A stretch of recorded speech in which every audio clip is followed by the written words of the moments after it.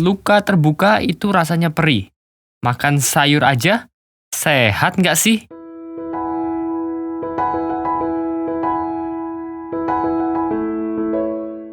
Hai teman-teman, saya Dr. Cici dan selamat datang di channel saya. Hari ini saya ingin bahas tentang dua jenis diet yang mungkin kelihatannya namanya mirip, tapi sebenarnya beda. Vegan versus vegetarian. Oke, jadi aku akan bahas diet ini mulai dari keuntungan, kerugiannya masing-masing diet, dan siapa tahu dari penjelasan ini teman-teman bisa dapatkan kesimpulan diet mana yang mungkin lebih cocok buat diterapkan sama teman-teman. Gampangnya sih sebenarnya diet vegetarian adalah diet yang mungkin lebih teman-teman familiar dengan istilah plant-based. Oke, jadi diet jenis ini memang makan sayur, tapi dia juga mengkonsumsi produk-produk hewan. Banyak banget jenisnya vegetarian, ada salah satunya kayak lacto-vegetarian, ovo-vegetarian, sabar kita akan bahas semuanya. Tapi pada prinsipnya adalah yaitu masih konsumsi produk hewan. Sedangkan kalau misalnya diet vegan, ini diet yang benar-benar strict. Sama sekali nggak mau konsumsi daging, hewan, maupun produk-produknya. Jadi murni hanya konsumsi sayur saja. Disclaimer dulu sebelumnya, yang akan aku bahas ini adalah dari sudut pandang kesehatan tentunya, medis.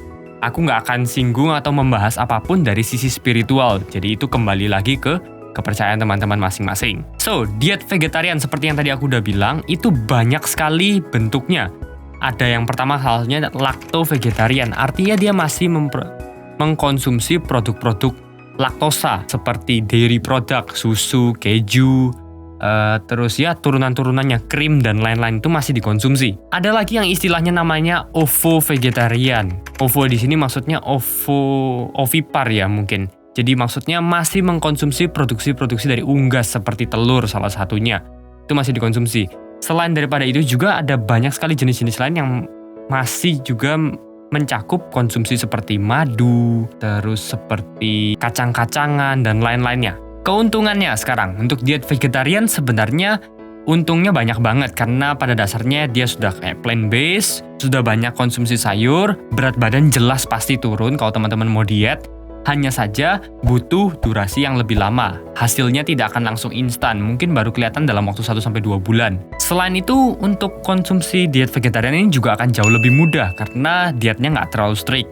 Asupan protein juga teman-teman masih bisa dapat karena masih konsumsi seperti tadi kata telur, terus ada dairy product, jadi masih bisa dapat protein-protein hewani. Di samping itu juga, diet ini jelas mengurangi konsumsi dari daging merah.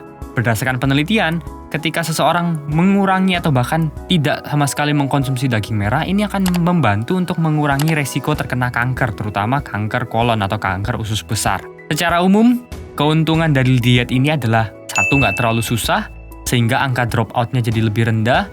Mau ngurusin tadi juga bisa, membantu menyehatkan tubuh juga, resiko kanker menurun. Dan ya, asupan nutrisi sebenarnya masih terjaga karena masih dapat konsumsi produk-produk hewani walaupun nggak langsung produk dagingnya yang kita makan. Negatifnya seperti yang tadi saya bilang, durasinya cukup lama. Nggak akan kalau teman-teman mau hasil instan, pakai diet vegetarian ini langsung kelihatan, nggak. Butuh waktu yang lebih lama. Selain itu biasanya bisa mengalami defisiensi mikronutrien tertentu seperti vitamin D, zat besi, dan kalsium, 3 mikronutrien ini.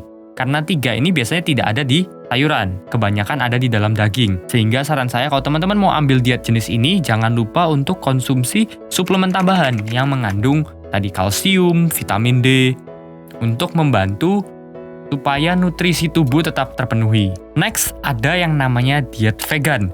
Diet ini populer banget karena hasilnya cukup instan teman-teman. Kalau teman-teman mau ngurusin badan atau teman-teman pingin mencerahkan kulit dan lain-lainnya ya, lebih ke arah estetika, hasilnya itu sangat-sangat signifikan dengan diet vegan ini. Memang strict banget, tidak mengkonsumsi daging, ikan, unggas, dan segala jenis produknya.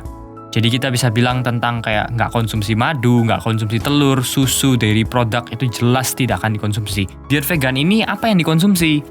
Sayur, buah-buahan, kacang-kacangan, dan polong-polongan. Udah, seputar itu aja dikombinasikan.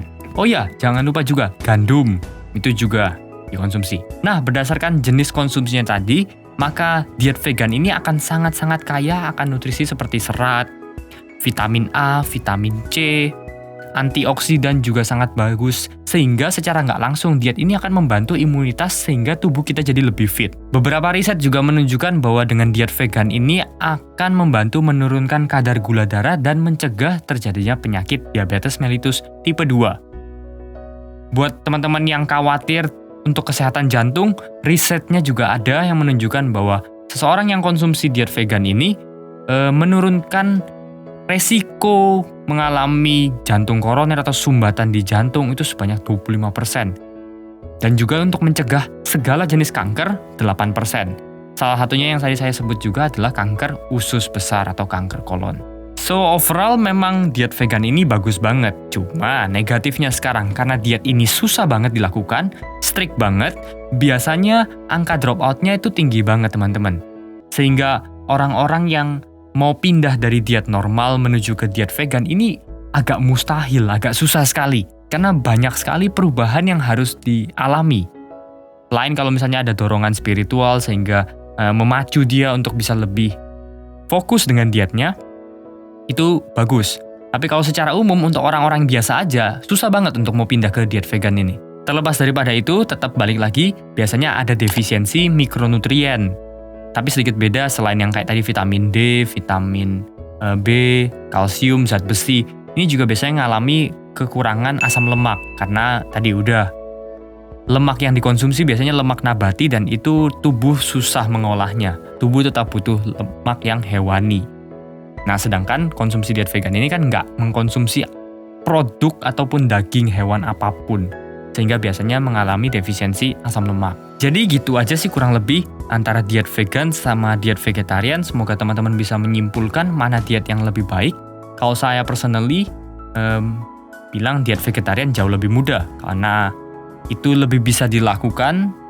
Walaupun kalau teman-teman cari hasil yang instan, yang cepat, diet vegetarian bukan jawabannya. Diet vegan yang lebih cocok karena bisa langsung menunjukkan hasilnya buat teman-teman. Pada akhirnya setiap masing-masing diet punya kelebihan dan kerugiannya masing-masing. Teman-teman bisa timbang mana yang paling cocok untuk dilakukan sama diet teman-teman. Oke, segitu aja videonya. Like videonya kalau suka, dislike aja kalau nggak suka. Share ke teman-teman yang lain siapa tahu membutuhkan video ini. Consider subscribe juga di sini ya, klik aja. Siapa tahu teman-teman mau dukung channel ini untuk terus berkembang. Thank you sudah nonton dan kita ketemu lagi di video selanjutnya. Bye-bye.